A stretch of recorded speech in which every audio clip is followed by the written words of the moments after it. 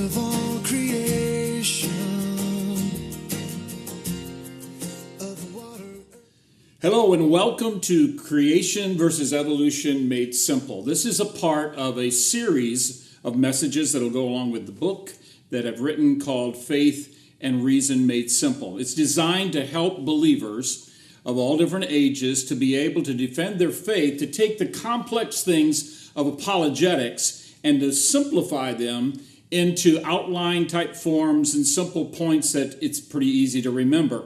There'll actually be, you should have in your hands, probably if you're watching this, some flashcards that go along with this and some teaching notes or the book itself. And so you'll be able to supplement what you're hearing here on this teaching with the written material and the flashcards. And I'll explain a little bit more about the flashcards in just a little bit. The Bible tells us in 1 Peter chapter 3, verse 15, to sanctify Christ as Lord in your hearts, always being ready to make a defense to everyone who asks you to give an account for the hope that is in you, yet with gentleness and reverence. And so we are called as believers to be ready to make a defense to those within our culture that say, you know, this hope that's within you, how do you defend it? What's it based on? Is there any evidence that's related to it? Or is it just a blind faith, which is what many try to accuse us of? But actually, the Christian faith is not something that is separated from reason. On the contrary, faith and reason fit together. Ravi Zacharias has said, what I believe in my heart must make sense in my mind. So faith and reason are things that go together in the Christian faith. Now, the world around us tries to separate those things and say that faith has nothing to do with reason. But look at the definition of the word faith. Faith is, in general, the persuasion of the mind that a certain statement is true. Its primary idea is trust. A thing is true and therefore worthy of trust. It admits of many degrees up to full assurance of faith in accordance with the evidence on which it exists. So notice there's evidence which faith exists upon. And then Webster's dictionary says, the assent of the mind to the truth of a proposition advanced by another, belief or probable evidence of any kind. Again, we see evidence related to faith. And even the scripture themselves say in Hebrews 11:1, now faith is the substance of things hoped for the evidence of things not seen. And so we see that evidence is very much related to faith. And we're going to look today at evidence by which our Christian faith rests upon when it comes to a creator and the fact that God created us, made us in his image and likeness, and that he is the creator of everything around us. Faith and science, or the Bible and science, are not against each other, as some in the world might try to say. Some try to say that if you have religious views, you can't be scientific. Let me read a quote to you from Matan Shilomi, who's a biologist. He says, so you can study biology without accepting evolution, but if one day you try to insert your religious beliefs into science, it won't fit. And your reputation among biologists will go down the toilet, where I have to say it will belong. Evolution, after all, is a fact. You may be able to do the process of science without accepting it, but you won't be able to discover or create anything or push the field forward because you don't actually understand it. Another analogy would be like studying cooking without believing in flavors. You can follow the recipes, but you cannot create new ones. So even if you get a job at a kitchen, you are not a true chef. You will be able to do biological research, but you won't understand biology, and you won't really be a biologist, even if your diploma says you are. Now, it's interesting. I want to show you one example of how untrue that is. This is Dr. John C. Sanford. He's an American plant geneticist. He's also an advocate of intelligent design and a young earth creationist. Sanford is also an inventor with more than 32 issued patents. At Cornell, Sanford and his colleagues developed the Ballistic Particle Delivery System, or so-called gene gun. He has founded two biotechnology companies, and he's the author of Genetic Entropy, The Mystery of the Genome, a highly recognized scientist who does not believe that the processes of evolution is what's brought life about as we see it today. So those that say that you cannot have Christian views and truly do science are really not telling the truth and not telling us what exists really in the scientific world. What really is science? Well, the word really means knowledge, and true science is both observable, demonstratable, and repeatable. So in order to understand science, we need to understand the difference between operational or observational science, which is the type of science that brings about new products and breakthroughs that help to enhance our lives. We need to distinguish that because that's empirical science based on observable data, and that with historical science, which is when we try to make observations of the present and make inferences about the past, looking to come up with understanding of what happened in the past, though we cannot observe it, we cannot repeat it in a laboratory, it's not empirical evidence. We need to differentiate between those two things. And some who promote evolution point to operational science and show how valuable it is, and then say, if you don't believe in evolution, you would have to throw out all of these advancements that science brings, when in actuality, the thing that brings evolution into play is the thought of historical science looking to the past. We also need to understand that those who deny that there is a validity to creation versus evolution bring into the science field something that's called naturalism. Naturalism is a system of which the salient characteristics is the exclusion of whatever is spiritual or supernatural. In other words, you start with the premise that there is only the natural world, that there is nothing beyond the natural realm. And so every answer in scientific observation has to be limited to things within the natural world. I like to see this illustration as to point to how ridiculous naturalism can be. You see the two fish in the bowl, and they say, no, it's perfectly obvious that nothing exists outside this bowl. Just think of it. Have you ever experienced anything else? And so we look at the world that we live in, and of course that's what we experience. But to say there's nothing beyond it because it's all we've ever experienced is truly a fallacy.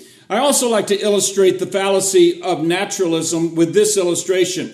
If I were a teacher and stood before a classroom and said, class, today, the problem that we're going to discuss is the equation 2 plus 2.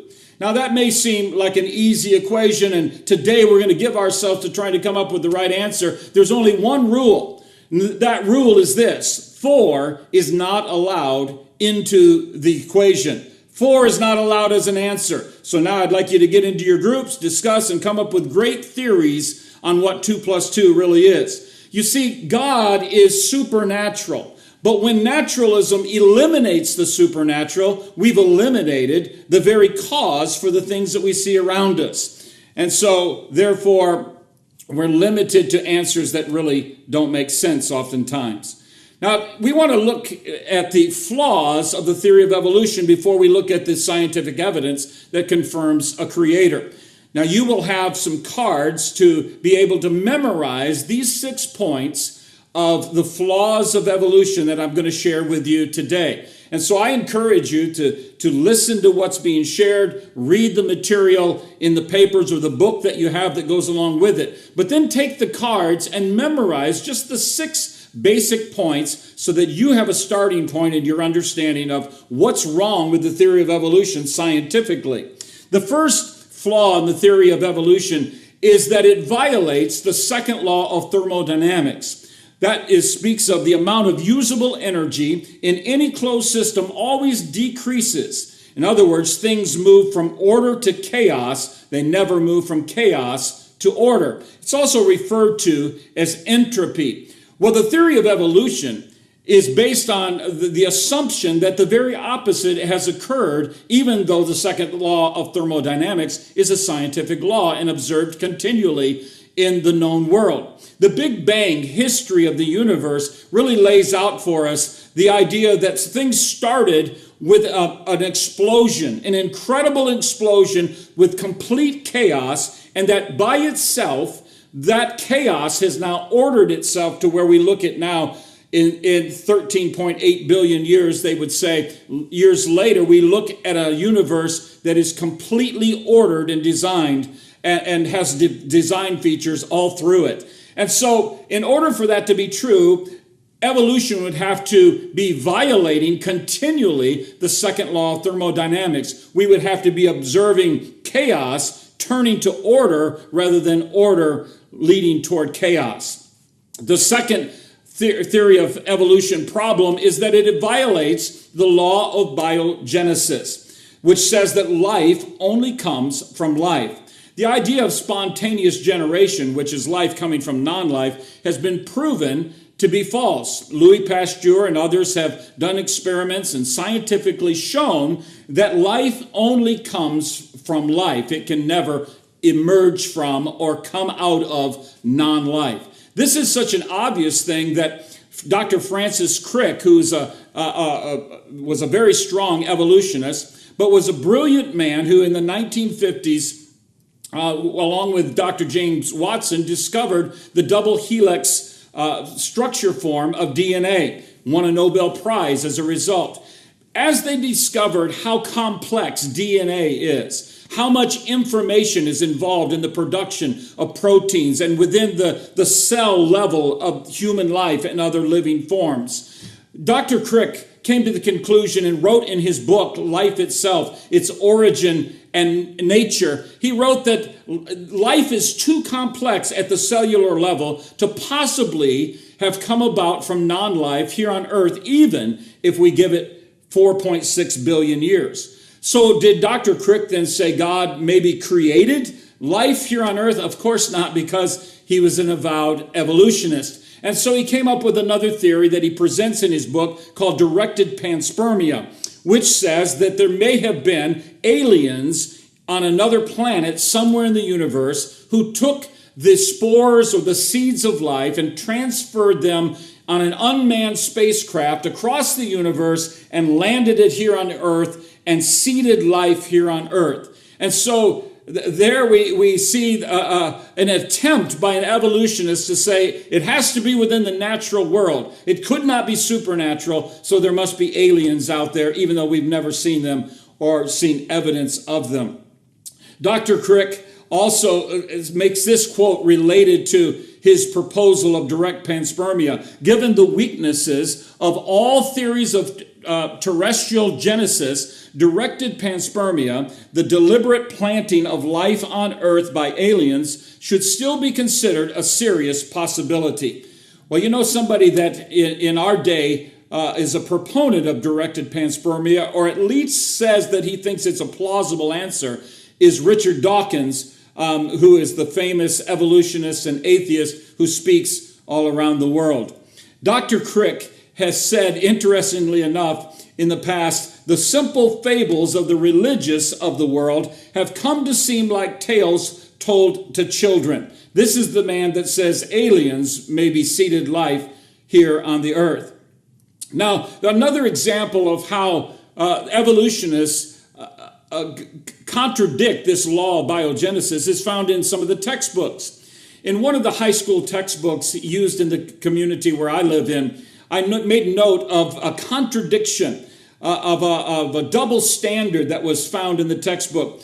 On page 272, in talking about the rock formations and the rock layers of our day, and the thought that it came about by a global flood that the Bible presents, these words are found. Charles Lyell also argued that scientists must always explain past events in terms of events and processes they could observe themselves. That, Lyell insisted, was the only way the scientific method could work. So he says you always have to be able to observe it today to be able to use it as an answer for something that happened in the past. Well, on page 346, the same textbook, as it's talking about the law of biogenesis and the fallacy of spontaneous generation, says this: "Hey, what's going on?" you might exclaim. If we just said that life did arise from non-life billions of years ago, why couldn't it happen again? The answer is simple. Today's Earth is a very different planet from the one that existed billions of years ago. So a simple solution. to why we don't see life coming from non-life now. Well, things were different back then. And that's supposed to be a scientific explanation of how evolution can violate the law of biogenesis. The third problem with the theory of evolution is that it purposely confuses microevolution with macroevolution. Microevolution is just adaptation within a kind, and all scientists agree, and anybody that studies science agrees that a macro or microevolution occurs. There is adaptation within a kind. God placed within the genetic formation of each living being the ability to adapt to environment and such. That's how we come up with breeding and different types of dogs and cats and such. But that's a big difference from macroevolution, which means one kind turning into another kind over a period of time. That has never been observed scientifically in the past or in the present. And yet evolutionists purposely use examples like Darwin's finches, where he observed the finch, the beak of finches adapting to their environment. But they were all still finches. And that is used within textbooks to say if you extrapolate that, a bird can turn into some other type of creature. A dinosaur could turn into a bird. An ape could turn into a man. And yet this purpose confusing of microevolution and macroevolution is not scientifically sound argument. And so we need to understand that. Let me show you a video clip that really illustrates this very well. It's from Evolution versus God by Ray Comfort. He's interviewing both some science students in college and some university professors who should be at the top of their field to give simple answers to a simple question about an example of macroevolution, one kind turning into another, that we can observe today without faith being involved. And the experts knowing what they're talking about. The scientific method must be observable and repeatable. So could you give me one piece of observable evidence for Darwinian evolution? Okay, I would point to, as one great example, is look at the genetics of the stickleback. What's that? So stickleback fish are a very interesting collection of species that were recently isolated after the end of the Ice Age. What did they become? They're various species of sticklebacks. They stayed as fish. Well, of course. Can you think of any observable evidence where there was a change of kinds? Fish. Human beings are still fish. Human beings are fish? Why, yes, of course they are. How long did that take? A couple billions of years, millions. A couple of millions? How is that observable? It's not. We came out of the ground as a mammal, and one mammal created... Come out of the ground? Didn't we come out of the sea? Huh? Well, initially in the beginning, we came out of the ground and the sea. After the great destruction of the... So did we have lungs or gills when we came out of the sea? You want to know something? Those that were in the sea, I guess, had gills, and those that were on land had lungs. But if we came out of the sea, we had gills in the sea. You want to know something? Who knows that we came out of the sea or we evolved from mammals? So you don't know? Huh? Of course I don't know. I'm accepting that they did their science correctly. Could you give me an example of Darwinian evolution, not adaptation or speciation, but a change of kinds? These are changes of kinds. They're still fish. They're distinctly different fish. We have thousands of examples. Can you give me one? I can give you thousands. Just one. For instance, I would say look at Lenski's experiments with bacteria then. So what did the bacteria become? The bacteria are still bacteria, of course. That's not Darwinian evolution. That's not a change of kinds, is it? It is a change. It is a change in the genetic makeup of the bacteria, which is They're still bacteria. So what did the bacteria become? A new kind of bacteria. So it's still bacteria. There's no change of kinds. To summarize, the observable evidence that you give me for Darwinian evolution is bacteria becoming bacteria. No, it is bacteria acquiring new metabolic Fourth capabilities. problem with the theory of evolution is that it contradicts the fossil record. Well, what do I mean by that? If evolution had truly occurred over millions of years and there was all of this transitioning of one kind of animal into another type, one kind of creature into a more highly evolved creature, we should find in the fossil record millions of transitional forms. And yet what we find is distinct kinds within the fossil record. And most of the time, some of them are extinct life forms. Many of them are actually extinct life forms, but many others are just the same type of creatures we find today. We don't find transitional life forms within the fossil record. The fossil record actually points to the global flood in many ways. Both the rock forms that we find, that some of them are even curved rock forms, showing that they had to form very quickly when the substance was soft. But we also find rock forms that are vertical, like vertical tree trunks, that are found within rock layers that show they could not have formed over millions of years, or that tree would have had to stand there for millions and millions of years. But rather, it was fossilized quickly, and actually fossils themselves is a proof of quick catastrophism, because the way you get a fossil is for it to be buried suddenly, quickly, oftentimes while the creature was still alive. So the fossil record does not show transitional forms that we would expect. Now, Darwin talked about that 150 years ago and said he acknowledged they weren't there then, but was assuming that they would be found with further research in the coming days. Well, we're more than 150 years after that, and they still have not been found. Number 5, the theory of evolution contradicts the fact that mutations do not bring increased genetic information. Now, more complex life forms, for them to come about from more simple life forms, you would need an increase of genetic information. Well, evolution says that evolution has occurred by mutations within the genetic information that have then been naturally selected by natural selection to bring about more and more complex creatures. But mutations do not bring about additional genetic information. As a matter of fact, they are detrimental in almost every case to the creature when they occur. Let me go back to Dr. John C. Sanford, who's an expert on genetics. And he says this is taken from an Apologetics Press online article. Dr. Sanford argues that based upon modern science, evidence, and the calculations of population geneticists, who are almost exclusively evolutionists, mutations are occurring at an alarmingly high rate in our genome, and that the vast majority of all mutations are either harmful or nearly neutral, meaning a loss for the organism or having no discernible fitness gain. Importantly, Sanford also establishes the extreme rarity of any type of beneficial mutations in comparison with harmful or nearly neutral mutations. Indeed, beneficial mutations are so exceedingly rare as to not contribute in any meaningful way. Sanford concludes that the frequency and generally harmful or neutral nature of mutations prevents them from being useful to any scheme of random evolution.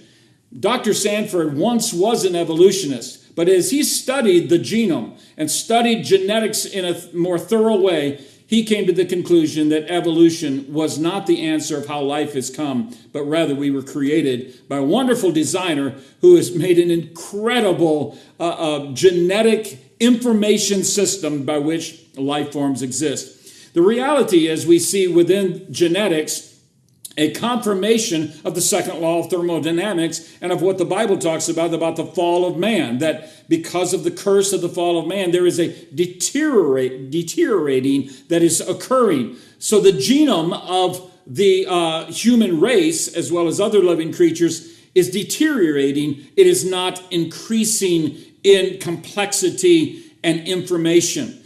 And so we see that evolution does not fit with the scientific data of our day. And number 6, the theory of evolution contradicts the order, design, beauty, and information that we observe in the entire universe. Now, so there, let's summarize this. 6 points for you to remember about the flaws scientifically with the theory of evolution. It violates the second law of thermodynamics. It violates the law of biogenesis. It purposely confuses microevolution with macroevolution, new kinds being formed.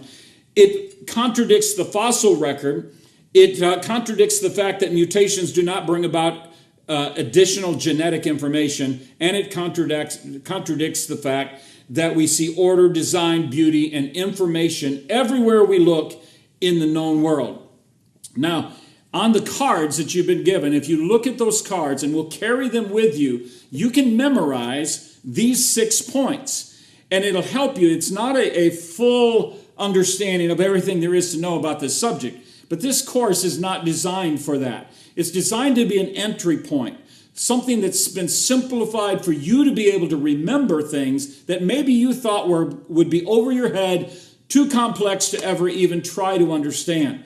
Now, there's much more to learn, and you can go to many different sources to learn more about this. But I encourage you to take the cards, maybe re-watch the video or reread the material that's been given to you along with this video, and learn these points, and then you'll begin to be able to converse with others, help other people to understand these issues as well. God wants to use you in this time that is so critical within our culture to be able to be a spokesman for Him. God is not wanting believers to just sit back and let these things occur and never do something about it. And so let's learn, let's apply ourselves, and use this information to begin to share with others and to be strengthened in our own faith.